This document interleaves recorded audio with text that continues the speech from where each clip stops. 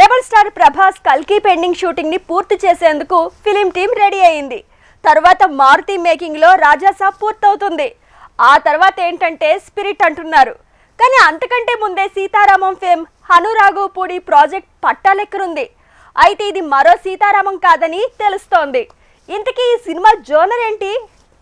ప్రభాస్ కల్కి pending shooting పూర్తి చేసే పనిలో ఉన్నాడు. కమల్, అమితాబ్, దీపిక, దిశా పటానీతో పాటు గెస్ట్ గా కనిపించబోయే విజయ్ దేవరకొండ, దుల్కర్ సల్మాన్ తో కలిసి షూటింగ్ లో జాయిన్ అయ్యాడు. అయితే తను కొత్తగా ఎంచుకుంటున్న జానర్ల మీదే రకరకాల చర్చలు మొదలయ్యాయి. కల్కి మూవీని పూర్తి చేసి మారుతి తీస్తున్నది రాజాసాబ్ షూటింగ్ కి రెడీ అవటమే రెబల్ స్టార్ ముందున్న ప్లాన్.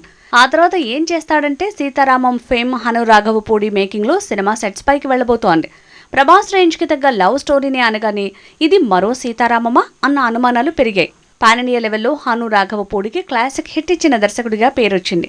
అయితే తను ప్రభాస్ తో వరల్డ్ వార్ 2 బ్యాక్డ్రాప్ లో ఓ లవ్ స్టోరీ తెరకెక్కించబోతున్నాడట. అంటే ఇది రాధేశ్యామ్లా ఓ మామూలు ప్రేమ కథ అని పాన్ ఇండియా మూవీగా మార్చే ప్రయత్నమా అన్న అనుమానాలు కమెంట్ల రూపంలో పేలుతున్నాయి. నిజానికి కల్కి రాజాసాబ్ పూర్తయ్యాక సెట్స్ పైకి వెళ్లాల్సిన మూవీ స్పిరిట్. సందీప్ రెడ్డి వంగ కాస్త టైం తీసుకుంటుండటంతో తనకంటే ముందు హనురాఘవపూడి మేకింగ్ లో ప్రాజెక్టు పట్టాలెక్కేలా ఉంది.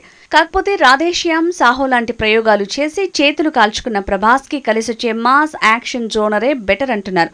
మళ్లీ ఇలా ప్రేమ కథలంటే కష్టకాలం షాకేస్తుందన్న మాటలు వినిపిస్తున్నాయి. సలార్ మూవీ యాక్షన్ డ్రామానే అయినా తల్లి ఫ్రెండ్ సెంటిమెంట్ కలిసొచ్చింది.